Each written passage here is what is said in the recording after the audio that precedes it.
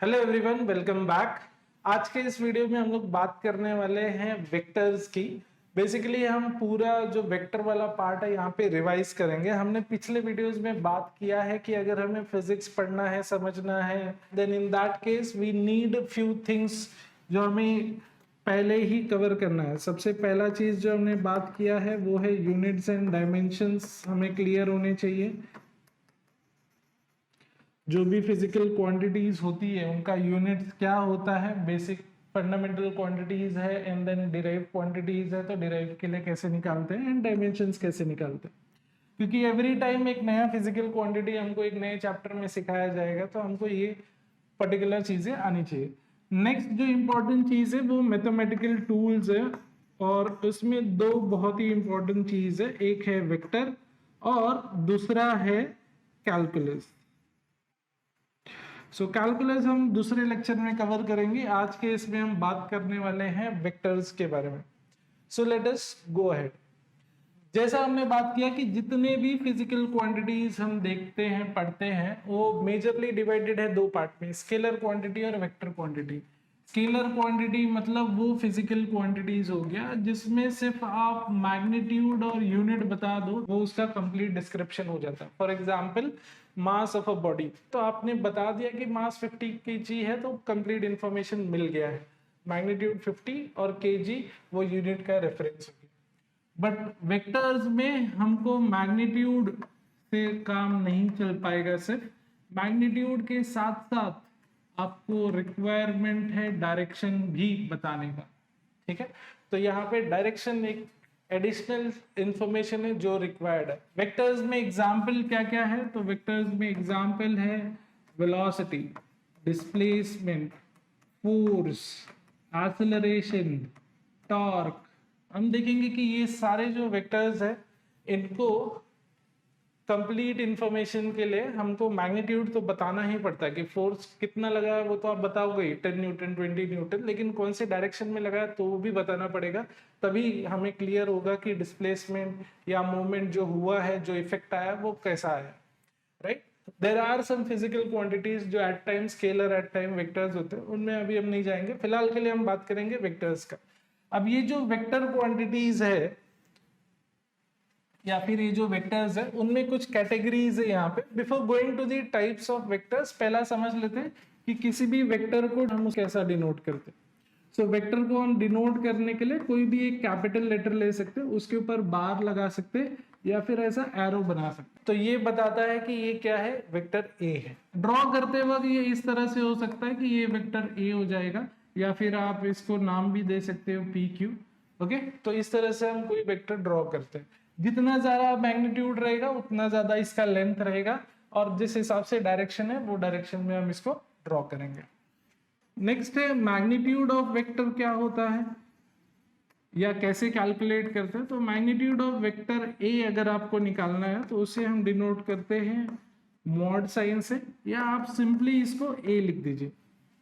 ठीक है, तो जब एरो मार्क नहीं है तो इट इज सिंपली एज्यूम कि वो क्या है, मैग्नीट्यूड ऑफ वेक्टर ए है। अब यहाँ पे एक एग्जांपल ले लेते हैं वेक्टर का। लेट अस से आपको वेक्टर दिया हुआ है A S 2i plus 3j plus 4k। अब ये आई जे के यहाँ पे क्या है, i j and k are unit vectors along x, y and z direction. ठीक है, तो ये क्या बता रहा है कि वेक्टर ए जो है उसको हम रिजॉल्व कर रहे हैं यहाँ पे तीन कंपोनेंट में। तो along x एक्सिस जो उसकी मैग्नीट्यूड है वो है 2, along y axis 3, along z axis 4। तो ये मैग्नीट्यूड हो गया। और i क्या है, unit vector along x axis, j क्या है, यूनिट वेक्टर along y, और k क्या है, unit vector along z। Unit vector क्या होता है, तो यूनिट वेक्टर वो वेक्टर्स है जिनका मैग्नीट्यूड 1 होता है या यूनिटी होता है, and direction is with respect to some other vector या एक्सिस। तो आई जे के इनका डायरेक्शन कहां पे रहेगा, respectively along x y z. For example यहाँ पे समझ लेते हैं कि एक ब्लॉक है, ये ब्लॉक यहाँ पे रखा हुआ है और इस ब्लॉक के ऊपर आपने फोर्स लगाया हुआ है 10 न्यूटन का। अब इसको अगर मुझे वेक्टर फॉर्म में लिखना है तो मैं इसे कैसे लिखूंगा, F vector will be equal to 10 newton का फोर्स लग रहा है, सारा का सारा फोर्स हॉरिजॉन्टल है, लेट अस से ये पॉजिटिव एक्स डायरेक्शन में है, मैं इसको इस तरह से लिख सकता हूँ। अब ये कंप्लीट डिस्क्रिप्शन हो गया वेक्टर। तो 10 उसकी मैग्नीट्यूड हो गई और आई बता रहा है कि कहां पे लगा है वो, along positive x axis. Minus i होता तो इस बाजू का फोर्स है, ठीक है, जे लिखा होता तो ऊपर की तरफ। तो लेट अस से एक दूसरा ब्लॉक है यहाँ पे टेबल पे रखा हुआ है और इसके ऊपर की तरफ फोर्स है 5 न्यूटन। तो इसको आप कैसे लिखोगे, ये F1 हो गया, F2 को कैसे लिखोगे, तो F2 will be written as +5, कहाँ की तरफ रहेगा, अलॉन्ग y एक्सिस है, तो हम +j लिख देंगे, ठीक है। तो इस तरह से हम लोग लिख देंगे। डाउनवर्ड होता, जो इसका वेट है जो नीचे की तरफ एक्ट कर रहा है वो क्या रहता, माइनस में रहता। आई होप ये वाला पार्ट क्लियर है। नाउ प्लीज टेल मी, अगर एक ब्लॉक हमारे पास है और इसको रस्सी बांध दिया यहाँ पे और इसको हम ये डायरेक्शन में पुल कर दें, लेट अस से ये एक्सिस से एंगल बना रहा है 30 डिग्री, तो मेरे को बताइए क्या सिर्फ ये आगे की तरफ जाएगा, क्या इसके ऊपर का फोर्स नहीं लगेगा, लगने वाला है, ठीक है। तो इसके ऊपर कुछ फोर्स होगा जो ये डायरेक्शन में भी एक्ट करने वाला है और ये डायरेक्शन में भी एक्ट करने वाला है। सो यहाँ पे हमारा जो फोर्स है उसके बेसिकली क्या है, दो कंपोनेंट है, एक तो हॉरिजॉन्टल कंपोनेंट हो गया और एक वर्टिकल। अब ये हमने एक प्लेन में बात किया है, बट अगर यही आप 3 डायमेंशनल स्पेस में बात करोगे तो वेक्टर के 3 कंपोनेंट हो सकते हैं, along x axis, along y axis, along z axis. तो ये जो कंपोनेंट होगा इसको हम fx बोलेंगे, ये जो कंपोनेंट होगा इसको हम क्या बोलेंगे, fy। fx और fy पे हम और बाद में आएंगे, component along x axis, component along y axis, resolution of vectors हम थोड़ी देर बाद देखेंगे। तो यहाँ पे मैं क्या बोल रहा था कि वैसे ही ये वेक्टर है 2i 3j 4k। अब इसका अगर हमें मैग्नीट्यूड निकालना है तो कैसे निकालेंगे, तो इसका मैग्नीट्यूड निकालने के लिए जो फॉर्मूला है वो क्या है, √x कंपोनेंट का स्क्वायर, y कंपोनेंट का स्क्वायर, z कंपोनेंट का स्क्वायर। तो इसको इन जनरल कैसे लिखा जाता है, ये a का x कंपोनेंट है, ये a का y कंपोनेंट है और ये a का z कंपोनेंट है। ओके, आई होप ये वाला पार्ट क्लियर है। अब ये आप सॉल्व कर सकते हैं, यहाँ पे 4 + 9 + 16, तो 16 और 9 हो गया 25 और 4 कितना हो गया 29। और एक इंपॉर्टेंट चीज, हमने क्या बोला, हमने वेक्टर देख लिया, हमने वेक्टर का मैग्नीट्यूड भी देख लिया कैसे निकालते। अब लास्ट पार्ट, इसी वेक्टर का अगर मेरे को यूनिट वेक्टर निकालना है तो यूनिट वेक्टर के ऊपर हमेशा ऐसे कैप पहनाते हैं, टोपी पहनाते हैं, बार नहीं रहता, एरो नहीं रहता, क्या रहता, टोपी रहता। सो यूनिट वेक्टर जैसे मैंने बोला किसी एक डायरेक्शन या किसी एक वेक्टर के अलोंग होता। तो अगर आपको बोला जाए कि find unit vector along vector A, तो हम कैसे फाइंड करेंगे, तो इसके लिए हमें क्या करना पड़ेगा, हमारा जो वेक्टर ए है उसको आप डिवाइड कर दो उसके मैग्नीट्यूड से। तो हमारा वेक्टर क्या है यहाँ पे 2i 3j + 4k, इसको हम डिवाइड कर देंगे किससे, √29। अभी के लिए नहीं सॉल्व करेंगे, उसको ऐसे ही छोड़ देंगे। सो इस तरह से हम यूनिट वेक्टर किसी भी वेक्टर का कैलकुलेट कर सकते हैं। चलिए और टाइप्स ऑफ वेक्टर्स यहाँ पे देख लेते हैं। तो सबसे पहला है इक्वल वेक्टर। तो अगर आपके पास दो वेक्टर है, vector a and vector b, तो वेक्टर ए के लिए ax i ay j और az k दिया हुआ है। वेक्टर बी हमारे पास है bx i by j और bz k। Then equal vector के लिए हम लोग क्या लिख सकते हैं, ax should be equal to bx, ay should be equal to by and az should be equal to bz। अगर ये कंडीशन ट्रू हो रहा है तो ही हम बोलेंगे कि दो वेक्टर्स क्या है, इक्वल है। ओके, नेगेटिव वेक्टर मतलब क्या होता है कि यहाँ पे तो हमें मैग्नीट्यूड और डायरेक्शन दोनों सेम होना चाहिए, magnitude and direction are same, और ये सेम फिजिकल क्वांटिटी के लिए भी होना चाहिए। नेगेटिव वेक्टर्स में मैग्नीट्यूड तो सेम रहता है बट यहाँ पे डायरेक्शन अपोजिट रहता है, देन हम इनको बोलेंगे कि ये क्या है, नेगेटिव वेक्टर्स है। तो एक है 5 यूनिट का 5 न्यूटन का फोर्स पॉजिटिव एक्स एक्सिस में और -5 अपोजिट डायरेक्शन, तो हम उनको क्या बोलेंगे कि ये क्या है, नेगेटिव वेक्टर्स। नेक्स्ट आता है पैरेलल वेक्टर्स। कोई भी वेक्टर पैरेलल रहेगा तो मेरे को बताइए क्या सेम होने का चांसेस है यहाँ पे? यस, उनका एंगल जो बन रहा है, उनका जो डायरेक्शन बन रहा है वो क्या रहेगा यहाँ पे? सेम रहेगा। तो पैरेलल है कि नहीं है वो कैसे वेरीफाई करें? तो उसके लिए कंडीशन है कि x कंपोनेंट का रेशियो, y कंपोनेंट का रेशियो एंड z कंपोनेंट का रेशियो यहाँ पे क्या रहता है? सेम रहता है। सो आप ये कंडीशन लगा के वेरीफाई कर सकते हैं कि गिवन वेक्टर्स पैरेलल है कि नहीं है। नेक्स्ट आता है पोजीशन वेक्टर। तो पोजीशन वेक्टर बेसिकली किसी भी पार्टिकल या पॉइंट का पोजीशन बताने के लिए, समझो ये हमारा कोऑर्डिनेट एक्सिस है, ये एक्स एक्सिस हो गया और ये वाई एक्सिस हो गया और ये हो गया ओरिजिन। तो अगर कोई पार्टिकल पॉइंट P पे है तो अगर मैं यहाँ ओरिजिन से एक एरो बना रहा हूँ टू दिस पॉइंट P, तो ये जो वेक्टर बनेगा ये क्या बन जाएगा? Vector, position vector R। अगर पार्टिकल पोजीशन चेंज करके थोड़ी देर बाद यहाँ पे आ रहा है तो इनिशियल पोजीशन वेक्टर ये था, ये फाइनल हो जाएगा, तो ये पोजीशन वेक्टर को आप R2 लिख सकते हैं। तो ये हो गया R1 और R2, या R इनिशियल R फाइनल लिख सकते हैं, ये उसका नया पोजीशन के लिए। तो पोजीशन वेक्टर आई होप आपको समझ में आ गया। It's a vector drawn from origin of the coordinate system जो हमने एज्यूम किया है to the point, to the position जहां पे पार्टिकल प्रेजेंट है, राइट। एंड लास्ट में बचा रिजल्टेंट वेक्टर। अब ये रिजल्टेंट वेक्टर मतलब क्या होता है कि कई बार दो या उससे ज्यादा वेक्टर्स है, उनको हम रिप्लेस कर सकते हैं बाय अ सिंगल वेक्टर जो सेम इफेक्ट है। रिजल्टेंट हम कैलकुलेट करने के लिए बेसिकली कुछ रूल्स यूज करते हैं। तो दो रूल्स है, एक triangle law of vector addition है। अगर हमारे पास एक वेक्टर है अलोंग दिस डायरेक्शन और दूसरा वेक्टर है along this direction, late us से ये वेक्टर A है और ये वेक्टर B है। तो triangle law of vector addition क्या बोलता है कि आप इसको रीअरेंज करिए, इस वेक्टर को आप मूव कीजिए, ओरिएंटेशन नहीं चेंज होना चाहिए, ट्रांसलेशनल मोशन परफॉर्म कीजिए, और अगर ये वेक्टर A है, ये वेक्टर B है, तो जहां पे एक का हेड है दूसरे का टेल वहां पे आना चाहिए। Then in that case if I complete this triangle by drawing a vector जो पहले वाले के टेल से दूसरे वाले के हेड तक जाएगा, then vector C is nothing but vector A plus vector B। So ये triangle law of vector addition है जो हमें दिया हुआ। अब जरूरी नहीं कि आप B को ही इधर लेके आए। अब ये वेक्टर A था ऐसा, आप B को इधर भी लेके आ सकते, ठीक है। तो ये वेक्टर A हो गया, ये वेक्टर B हो गया, और यहाँ पे पहले वाले के टेल से दूसरे वाले के हेड तक, ये आपको याद है, पहले वाले के टेल से दूसरे वाले के हेड तक। तो इस तरह से जब हम डायरेक्ट पाथ बना देंगे तो ये क्या बन जाएगा? सेम वेक्टर C बनेगा। बट इस बार देखो पहले क्या आ रहा है? B आ रहा है, तो C is equal to B plus A।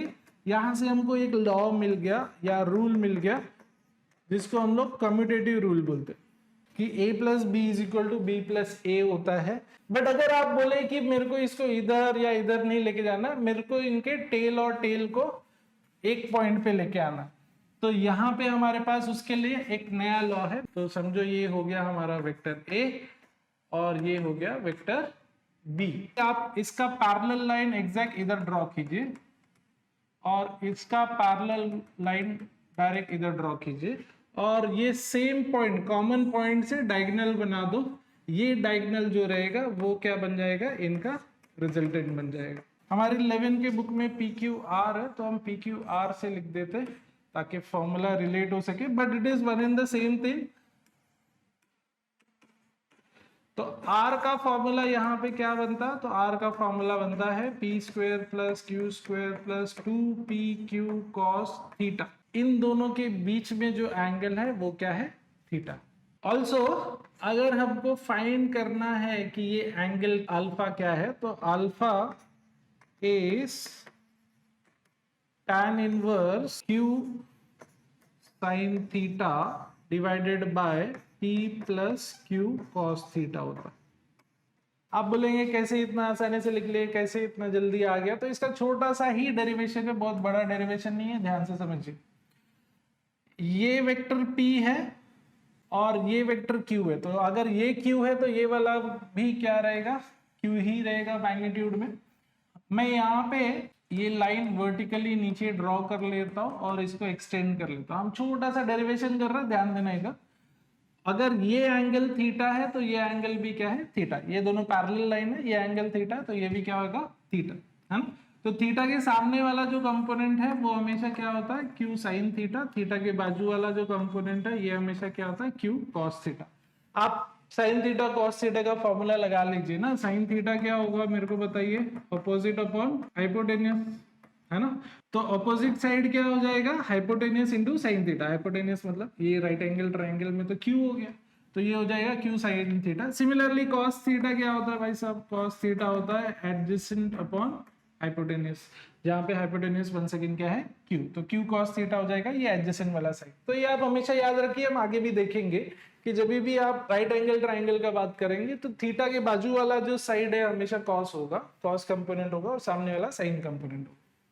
अब अगर आप ये वाले ट्राइंगल का बात करेंगे, ये बड़ा वाला ट्राइंगल, ये बड़ा वाला राइट एंगल ट्राइंगल, अगर मैं इसको ड्रॉ कर दूं यहां पे, तो ये है आर, ये है क्यू साइन थीटा, और ये है addition of p and q cos theta, बराबर है। तो ये है p plus q cos theta. तो आप हाइपोटेन्यूज थ्योरम लगा दीजिए यहाँ पे, क्या है, r square is equal to p plus q cos theta का square plus q square sine square theta, है ना। अब इसको एक्सपांड कर लेते हैं, ए प्लस बी का एक्सपांशन, तो ये हो जाएगा p square plus 2p q cos theta plus q square cos square theta plus q square sine square theta. तो है ही, तो यहाँ पे cos square theta sine square theta बच जाएगा जब हम क्यू स्क्वायर बाहर ले लेंगे।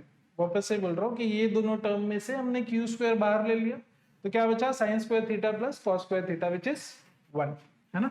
सो हमें आर स्क्वायर क्या बच जाएगा, p square plus 2p q cos theta plus q square. तो यहां से हमें रिजल्टेंट मिल गया, क्या मिल गया, P square plus q square plus 2p q cos theta. तो ये इस आ गया हमारा रिजल्टेंट का फॉर्मूला जो मैंने यहाँ पे लिखा था, है ना। Okay, theta is what, angle between p and Q. अब आपको चाहिए कि ये जो रिजल्टेंट है कितना एंगल बना रहा है एक्स एक्सिस के साथ, तो सेम ट्राइंगल है। अब यहाँ पे ये जो बड़ा वाला ट्राइंगल है, ये ट्राइंगल का ये वाला जो एंगल है, ये कौन सा एंगल है, ये है, हमने बोला अल्फा, है ना। तो मेरे को बताइए tan अल्फा क्या होगा, tan अल्फा क्या होगा, तो tan होता है ऑपोजिट अपॉन एडजेसेंट। ऑपोजिट क्या है, q sin थीटा, एडजेसेंट क्या है, p plus q cos theta. तो अल्फा क्या हो जाएगा, tan inverse q sin theta upon p plus q cos theta,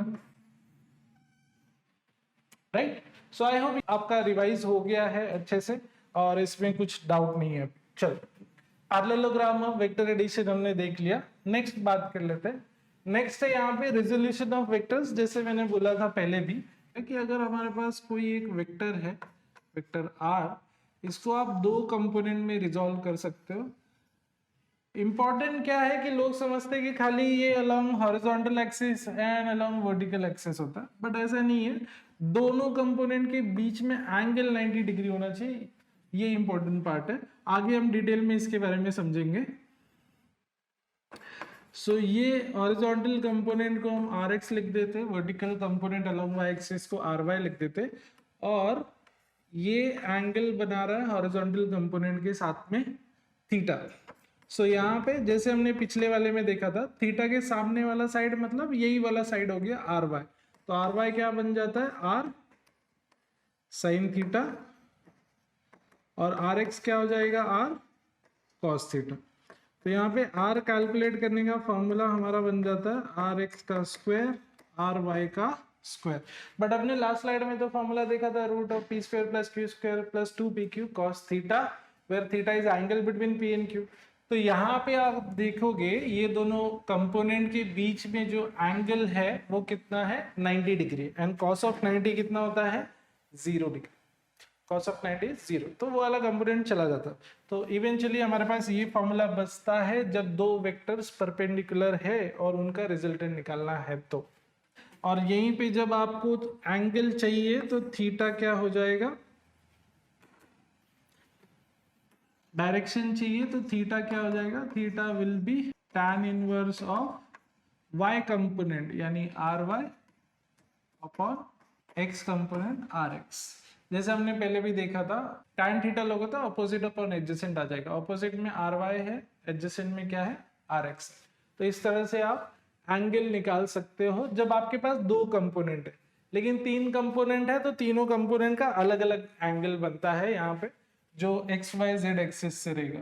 तो अगर तीन कंपोनेंट है तो उसके लिए क्या होता है, तो तीन कंपोनेंट के लिए कई बार क्वेश्चन आ जाता है कि वो क्या एंगल बना रहा है। तो हम एक एग्जांपल ले लेते हैं कि अगर हमारे पास वेक्टर ए है तो उसके पास उसके तीन कंपोनेंट दिए हुए ए एक्स ए वाई और a z along x y z axis. तो यहाँ पे ये वेक्टर तो एंगल बना रहा है थीटा विथ एक्स एक्सिस या हॉरिजॉन्टल एक्सिस, राइट। बट ये वेक्टर क्या एंगल बनाएगा, कैसे कैलकुलेट करोगे, ये वेक्टर तीनों एक्सिस के साथ जो एंगल बना रहा है वो आपको निकालना है अगर, तो कैसे निकालेंगे। सो लेट अस से एंगल विथ एक्स एक्सिस यहाँ पे है अल्फा, वाई एक्सिस है बीटा एंड जेड एक्सिस से जो एंगल बना रहा है वो है गामा। तो ये कैसे कैलकुलेट करेंगे हम, तो इसको थोड़ा सा डायग्राम के हिसाब से भी समझ लेते हैं। यहाँ पे मान लेते हैं कि ये ओरिजिन है, ये हो गया एक्स एक्सिस, ये हो गया वाई एक्सिस और ये हो गया इसका जेड एक्सिस।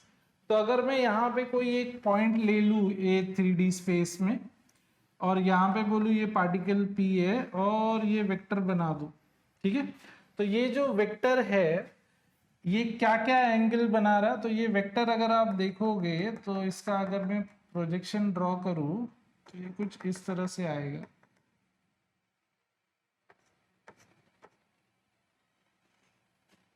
सो ये x एक्सिस से इतना डिस्टेंस पे है, y एक्सिस से इतना डिस्टेंस पे इसका प्रोजेक्शन और ये z एक्सिस पे ये हाइट है इसका, राइट, ठीक है।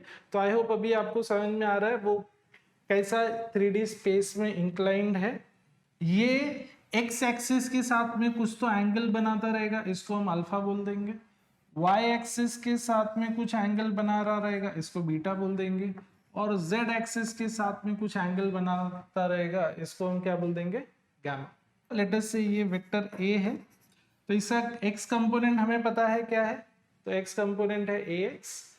तो यहाँ पे जब मैं cos ऑफ अल्फा का बात करूंगा तो cos ऑफ अल्फा क्या होगा ये वाले केस में, तो it will be equal to x component upon the hypotenuse which is nothing but a।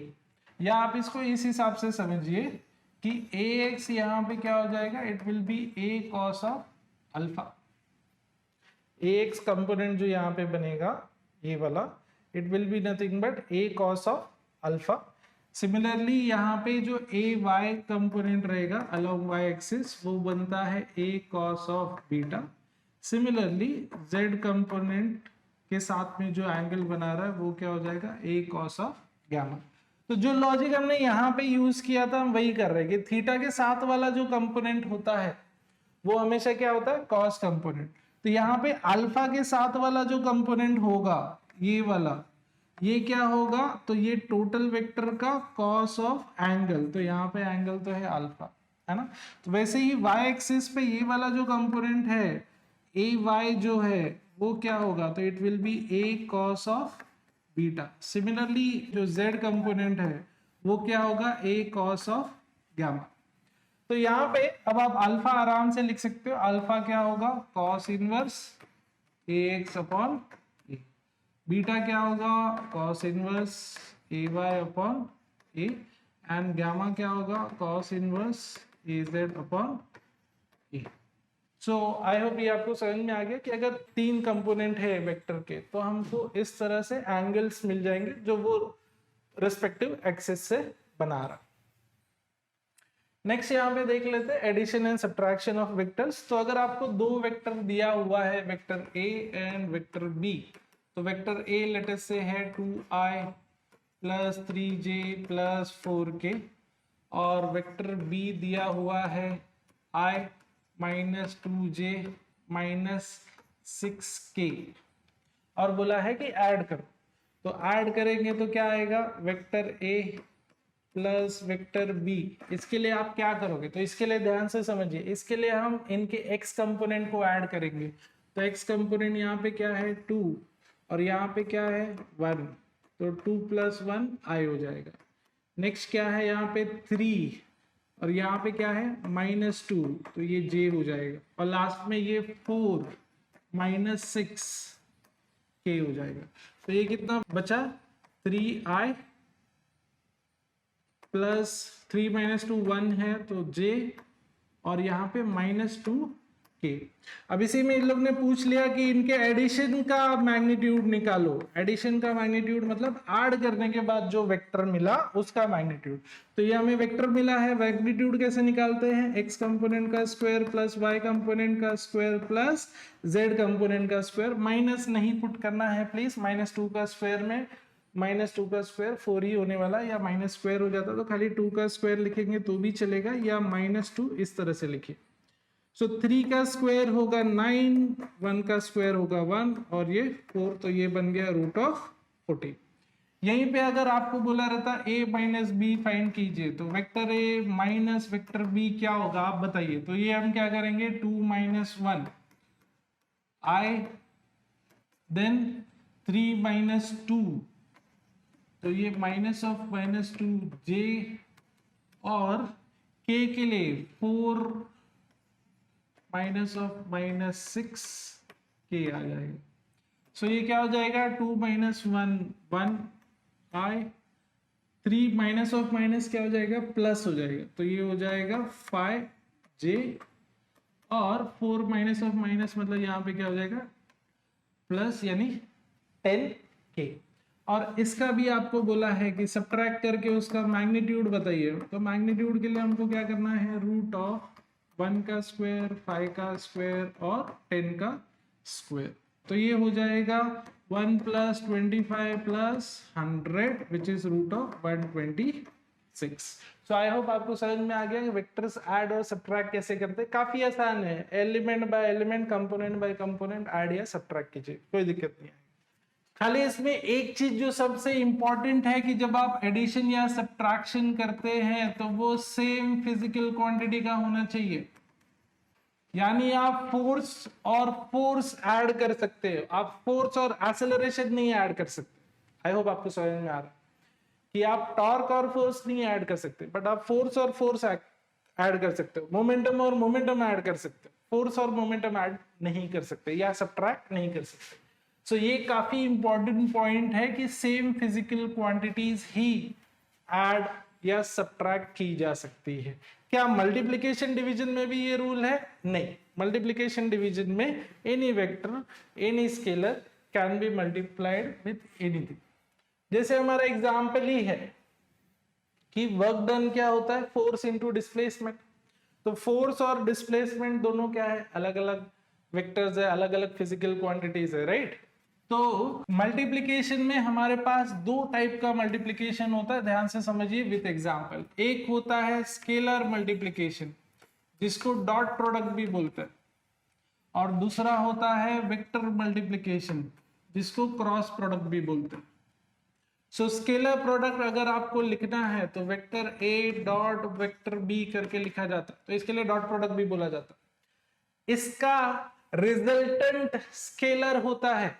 जैसे हमने एग्जांपल लिया अभी वर्क डन का, तो वर्क डन क्या है फोर्स इनटू डिस्प्लेसमेंट। फोर्स और डिस्प्लेसमेंट क्या है वेक्टर क्वांटिटी है, लेकिन वर्क डन स्केलर क्वांटिटी है, right. So work done is equal to force into displacement. यहाँ पे a डॉट b का क्या फॉर्मूला है, तो दो तरीके से आप इसको सॉल्व कर सकते हो। पहला फॉर्मूला है ab cos थीटा। a क्या है magnitude of vector a, b क्या है magnitude of vector b, theta क्या है angle between a and b। Theta is angle between a and b। Cross product में जब आप मल्टीप्लाई करते हो so it is a cross b, और ये आएगा आपको a b sin theta and it's a vector. तो ये तो मैग्नीट्यूड हो गया। तो अगर आपको मैग्नीट्यूड ऑफ क्रॉस प्रोडक्ट बोला, ध्यान से समझिए क्या बोला है मैग्नीट्यूड ऑफ क्रॉस प्रोडक्ट, तो आप ये कैलकुलेट करेंगे ए बी साइन थीटा। लेकिन अगर वेक्टर है, रिजल्ट क्या होता है वेक्टर, तो उसके लिए एक यूनिट वेक्टर यहाँ पे डाला है, नॉर्मल वेक्टर है जो परपेंडिकुलर होता है प्लेन जिसमें ए बी है। हम इसको डायग्राम से समझते हैं कि लेट अस से ये एक प्लेन है जहां पे ये वेक्टर ए है और ये वेक्टर बी, ठीक है, एक प्लेन है, पेपर है या कोई शीट है। तो जब हम ए क्रॉस बी फाइंड करेंगे तो इसका जो रिजल्टेंट रहेगा वो इसको परपेंडिकुलर रहेगा, जो रिजल्टेंट वेक्टर आएगा वो इसको क्या रहेगा, परपेंडिकुलर। परपेंडिकुलर ऊपर भी हो सकता है नीचे भी, आपने सिर्फ ऊपर क्यों मार्क किया हुआ है, तो इसको फाइंड करने के लिए डायरेक्शन राइट हैंड रूल हम लोग यूज करते हैं, राइट हैंड, ठीक है। राइट हैंड थंब रूल में क्या आता है कि आप पहला वाला वेक्टर के अलोंग अपनी उंगलियां अलाइन कीजिए, राइट हैंड की 4 उंगलियां अलाइन कीजिए, थंब शुड बी आउटस्ट्रेच्ड, और इसको कर्ल कीजिए इन the direction of the second vector. तो ए से बी ऐसे जाता है, कोई ऐसे भी घुमा के लेके जाता है, वैसा करने की जरूरत नहीं है, कन्वेंशनल डायरेक्शन में मोड़ना है, उंगलियां तोड़नी नहीं है। कुछ लोगों का टच होता है उल्टा डायरेक्शन में, वैसा नहीं करना। तो इस डायरेक्शन में जब हम लेके जाएंगे तो थंब किधर पॉइंट कर रहा है, ऊपर की तरफ, तो ये हमको मिल जाएगा ए क्रॉस बी। अच्छा, बी क्रॉस ए करेंगे तो क्या होगा, तो जब आप बी टू ए जा रहे, जब आप बी टू ए जा रहे तब फिंगर्स इस तरह से तो कर्ल होने से रहे, तो अब यहाँ पे डायरेक्शन चेंज हो जाएगा। तो प्रोसीजर क्या है, once again stretch your fingers right hand का in the direction of first vector and curl करके लेके जाओ टू दी सेकेंड वेक्टर। तो बी से हम आ रहे हैं इस बाजू टुवर्ड्स ए, तो अब मेरा जो थंब है वो किधर की तरफ पॉइंट कर रहा है, नीचे की तरफ। तो जब मैं बी क्रॉस ए कैलकुलेट करूंगा तो बी क्रॉस ए का डायरेक्शन किधर आएगा, नीचे की तरफ आएगा। आई होप आपको समझ में आ गया। सो ए क्रॉस बी और बी क्रॉस ए का मैग्नीट्यूड सेम होता है, नोट करिए क्या बोल रहा हूं मैं, magnitude of a cross b and b cross a यहां पे सेम हो गया, लेकिन वेक्टर वाइज वो सेम नहीं है। A cross b is not equal to b cross ए।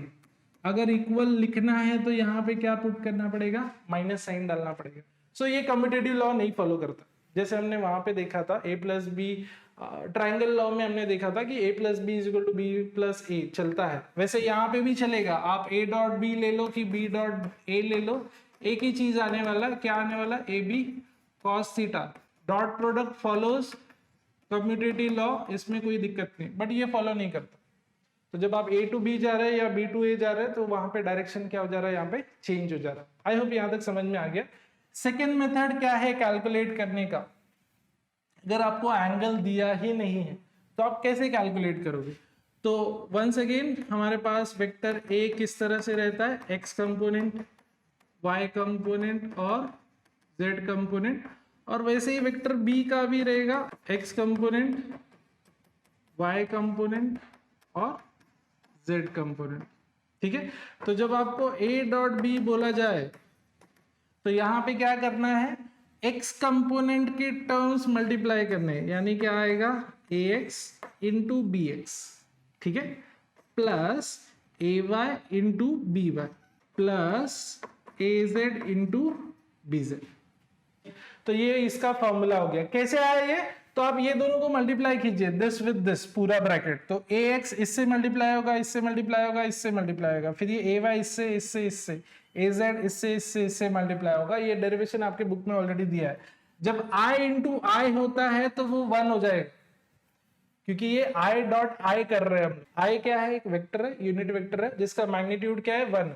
तो जब मैं आई डॉट आई करूंगा तो क्या होएगा, ध्यान से समझिए, तो इनका मैग्नीट्यूड तो 1 है, तो 1 इंटू 1 आ जाएगा, और क्योंकि वो सेम वेक्टर है सेम डायरेक्शन में तो उनके बीच में एंगल क्या रहेगा, 0। तो कॉस ऑफ 0 क्या होता है भाई साहब, 1 होता है। तो आई डॉट आई का प्रोडक्ट क्या रहेगा, हमेशा 1 रहेगा। तो आई डॉट आई 1 हो गया और बचा क्या, ए एक्स बी एक्स। लेकिन यही जब मैं आई डॉट जे या आई डॉट के करता हूं तो उनका मैग्नीट्यूड तो 1 है, उनका मैग्नीट्यूड तो 1 है, लेकिन उनके बीच में जो एंगल है वो कितना है, 90 डिग्री। आई जे के, एक्स एक्सिस वाई जेड तीनों एक दूसरे को क्या, म्यूचुअली परपेंडिकुलर। तो ये क्या बन जाता है, 0 बन जाता है। आई डॉट जे के लिए भी बन जाता है और कोई भी दूसरा कॉम्बिनेशन के लिए बन जाता है। सो हमारे पास क्या है कि I dot I, J dot J, के डॉट के, ये क्या है, 1 है।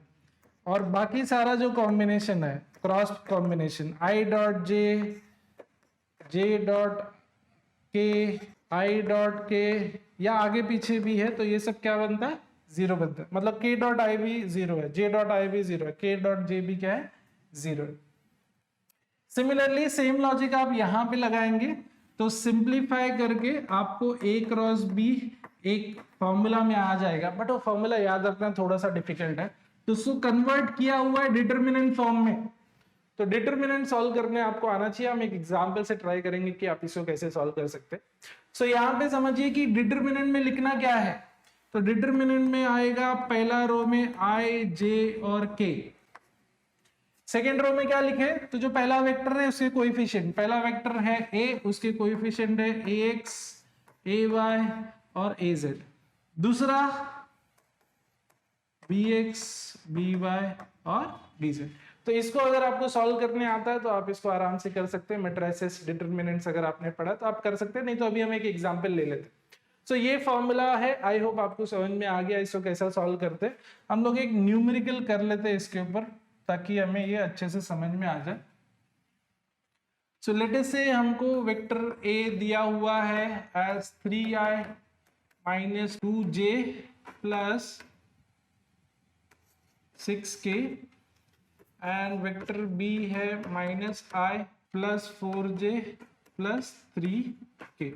अब इसका हमें डॉट प्रोडक्ट निकालना है, तो डॉट प्रोडक्ट क्या आएगा, तो जैसे हमने बोला था x कंपोनेंट के टर्म्स मल्टीप्लाई होंगे, x कंपोनेंट के टर्म्स मतलब यहाँ पे है 3 और यहाँ पे क्या है -1 प्लस यहाँ पे क्या है -2 है और यहाँ पे क्या है 4 है प्लस यहाँ पे क्या है 6 और यहाँ पे क्या है 3 है।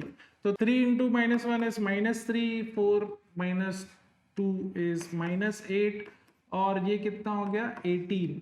तो ये 18 में से 8 गया 10, 10 में से 3 गया, क्या बचा 7। So vector a and vector b का डॉट प्रोडक्ट हमको आ गया 7 यूनिट्स, जो भी है वो। और क्रॉस प्रोडक्ट भी निकाल लेते। सो क्रॉस प्रोडक्ट के लिए हमको अब डिटरमिनेंट में जाना पड़ेगा। तो यहाँ पे डिटरमिनेंट कैसे लिखते हैं, आई जे के, पहले रो में ए के कोएफिशिएंट यानी 3, -2 और 6, फिर बाद में -1, 4, 3। अब यहाँ पे इसको हम सिंप्लीफाई कैसे करेंगे, तो सिंप्लीफाई करने के लिए आप समझिए कि पहला हम लोग आई लेके सॉल्व करने वाले हैं। जब आई लेंगे तो उसका कॉलम को अभी के लिए अवॉइड करो, वापस से सुनो क्या बोल रहा हूँ। आई जब ले रहे हो तो उसके कॉलम को अवॉइड करो, तो बचा क्या, ये 4 नंबर। आई ले रहे हो तो जेके तो लेना ही नहीं है, उसका कॉलम भी नहीं लेना है, और बचा क्या ये 4 नंबर, और इनको क्रॉस मल्टीप्लाई करके लिखना है। तो क्रॉस मल्टीप्लाई करते वक्त पहला यहां से मल्टीप्लाई करना है, फिर इसको मल्टीप्लाई करना, ठीक है। तो ये पहले मल्टीप्लाई होगा और ये सेकेंड मल्टीप्लाई होगा, ठीक है। तो यहाँ पे क्या आ जाएगा मेरे को बताइए, -2 into 3 और बीच में -6 into 4। सिमिलरली जे के लिए क्या लिखोगे, जे के लिए क्या करोगे, तो जे के लिए ये कॉलम छोड़ दो, अब जो बच गया उनको मल्टीप्लाई करना है। मतलब ये 3 को ये 3 से, ठीक है। Always start from left most corner, 3 को 3 से, यानी 3 3 से क्या हो जाएगा यहाँ पे 9, माइनस ये 6 को -1 से, 6 को -1 से मल्टीप्लाई करना है। एंड फाइनली के लिए भी लिख देते हैं। के लिए क्या आएगा, जब के लेने वाले हो तो उसके कॉलम को छोड़ दो, अब बचे यही 4 नंबर, इनको क्रॉस मल्टीप्लाई करना है। तो पहले ये मल्टीप्लाई होगा और उसके बाद में ये, तो 3 4 क्या हो गया 12 -2 -1। अब यहाँ पे मैंने साइंस नहीं डाले आई जे के, पहला साइन प्लस रहेगा, दूसरा माइनस रहेगा, तीसरा प्लस रहेगा, ये आपको याद रखना है। ऑल्टरनेट प्लस माइनस, यानी जे का साइन माइनस आएगा, इन शॉर्ट याद रखना है। चलो अब मल्टीप्लाई कर लेते हैं। तो ये आई आ गया, 3 -2 इज -6 और 6 4 इज 24। फिर यहाँ पे माइनस जे के लिए क्या आ जाएगा, 3 3 9 और ये -6 माइनस माइनस +6 हो जाएगा। और ये के लिए 12, -2 -1 इज 2 हो गया, बट माइनस साइन है, तो 12 - 2 इज 10। तो हमारा आंसर क्या आ गया ए क्रॉस बी का, -30i -15j +10k। So I hope आपको ये समझ में आ गया कैसे सॉल्व करते। ये एक दो बार आप सीक्वेंस देखिए और प्रैक्टिस कीजिए, ये आपको समझ में आ जाएगा। अगर आपको कोई कंपोनेंट नहीं दिया, खाली 3i माइनस 2j दिया यानी k नहीं दिया, मतलब k का कंपोनेंट क्या होगा, 0 होगा, तो यहाँ पे 0 रख के आप सॉल्व कर लेंगे। आई होप ये वाला पार्ट क्लियर है। आई ले रहे हो तो उसका कॉलम को स्किप करो, बचे हुए नंबर्स को क्रॉस मल्टीप्लाई करो। स्टार्ट फ्रॉम लेफ्ट मोस्ट, ये पहला और फिर ये बीच में माइनस साइन। इतना सा हिंट याद रखिए, जे का साइन क्या रहेगा, माइनस रहेगा। So this completes our vectors का इंपॉर्टेंट पार्ट जो हमें रिक्वायर्ड है।